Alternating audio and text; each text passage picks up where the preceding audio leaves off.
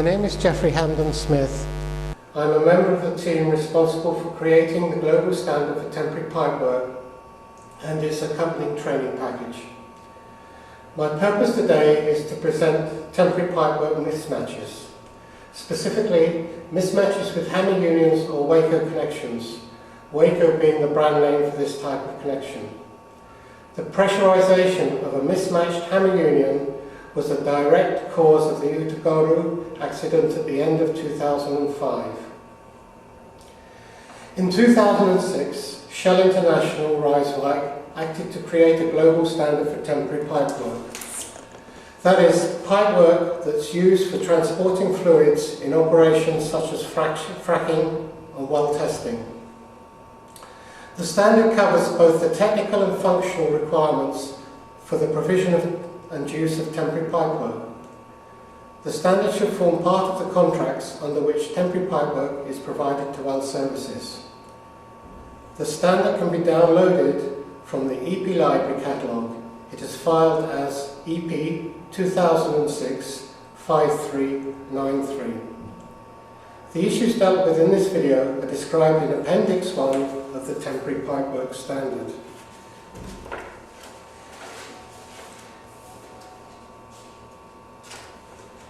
It covers, the mismatches cover just 2 pages. Hammer connections were introduced into oil field operations in the early 1950s by the Well Equipment Company, Waco. This company was bought by FMC in 1955. With the expiry of the patents on these connections, they are now manufactured by many companies. In front of me, I have a nominal 2-inch 1502 or a 1502 as it's also called connection. Before I go any further, please note that for the purposes of this video, we have purchased connections with threaded makeup. These line pipe threads are banned in Shell. The male part of the connection consists of a wing nut and a male sub. The female part of the connection consists of a threaded sub with an elastomer seal. The connection is made up by butting the female sub to the male sub and then hammering the wing nut tight.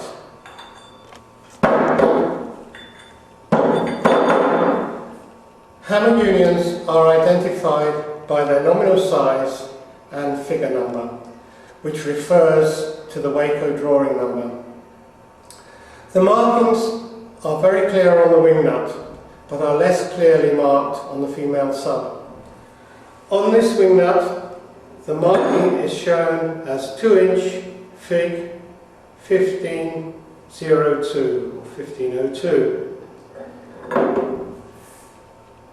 The type of service is also marked on the connections. Hammer nut unions come in a range of working pressure ratings and sizes from 1,000 to 22,500 psi and 1 inch to 8 inches nominal diameter. The 1502 marking, as in this case, or as we have with this union, the 602 marking, are indicative of their working pressures.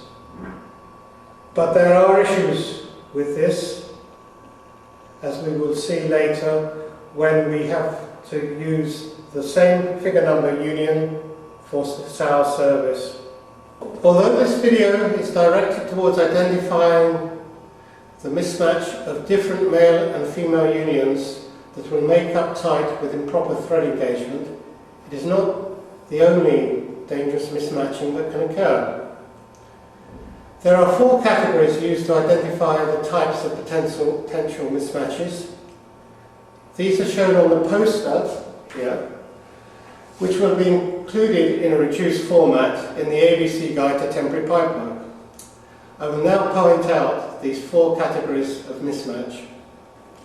The first is the mismatch of pressure ratings caused by the mismatching of sour with standard service components.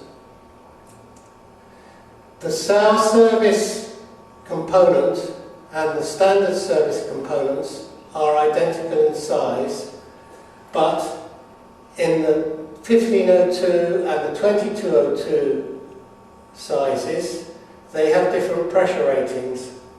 The pressure rating of the 1502 sour service is 10,000 psi, whereas in the standard service, the identical component is 15,000 psi. For 2202 connections, the sour service working pressure rating is 15,000 psi, whereas the standard service pressure rating is 22,500 psi. The second of the mismatching categories is mismatching of wing nuts or components caused by mounting the wing nut of one size, 1502 say, on the male sub of a different size, could be 602 or 1002, or mismatching of the wing nut with a male sub which needs a detachable segment in order to connect the wing nut. It's the overlap of the shoulder on the sub with the wing nut edge, which is minimal, which reduces the pressure rating. The third category is the mismatching of non-detachable and detachable components. Here we show a wing nut which is non-detachable, mounted with a detachable segment on a male sub.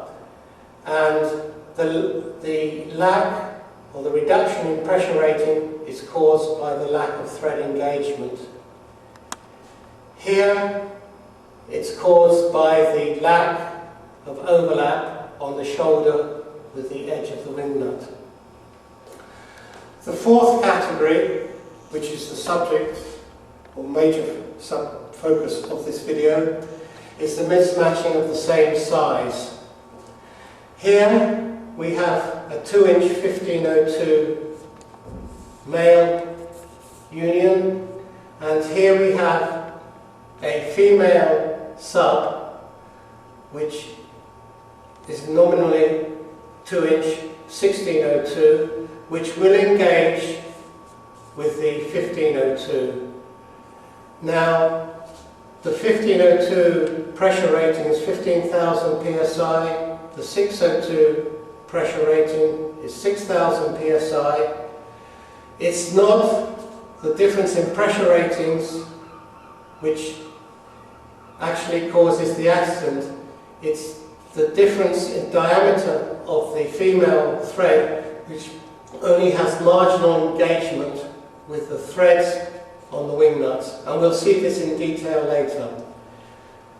To re-emphasize, because of the accidents which have arisen because of this potential mismatch, the female, the 602, 2-inch 602 connection and the 2-inch 1002 connections are banned in show. If they are found in the setup, the operation should be stopped and the connections removed. Now I want to come to the main focus of the video, which is the mismatching of the same size components.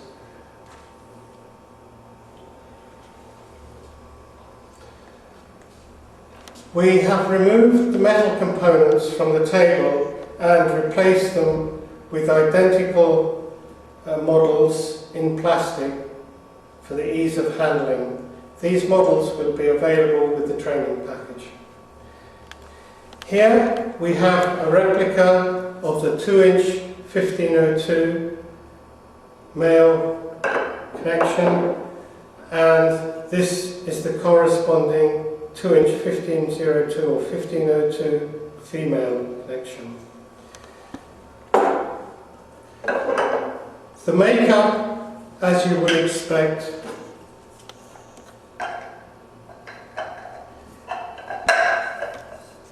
is very tight. There is no slack in the threads.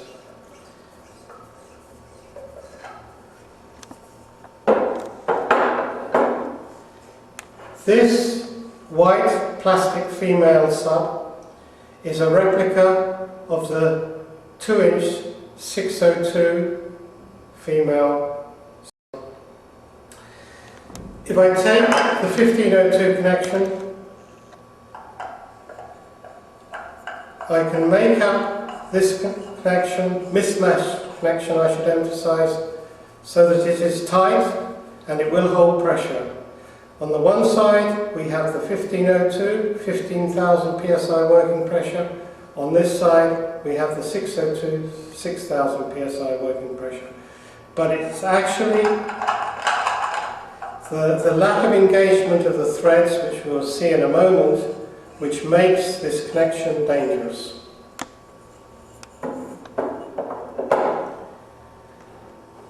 I'm now going to show you the difference in sizes using a vernier.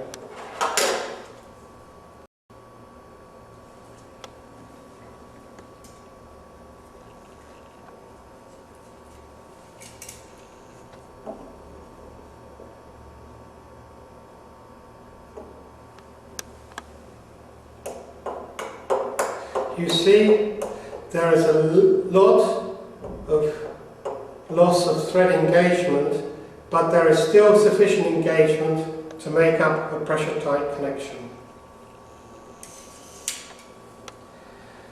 Now, in the field, we cannot go around measuring the threads. So what the industry has made is a go, no-go ring.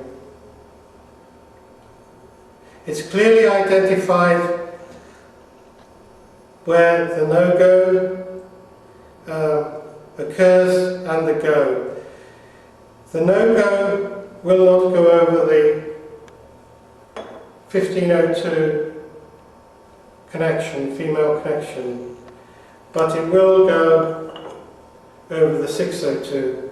So this is a method for rapid identification of the type of connection, the size of the female thread or the figure number of the female thread in the field. Again, these no-go rings will be distributed with the training package. The industry, or at least one contractor, Anson, identified this problem and tried to create an engineering solution, and their solution was to truncate the female thread. And here we have a plastic model of the 2-inch 602 connection. If I try to make up this connection, it will not engage the internal thread in the 1502 wing nut. What they did was to take approximately 30,000ths of an inch of the outside diameter of the female thread. It's better if actually I show the slack.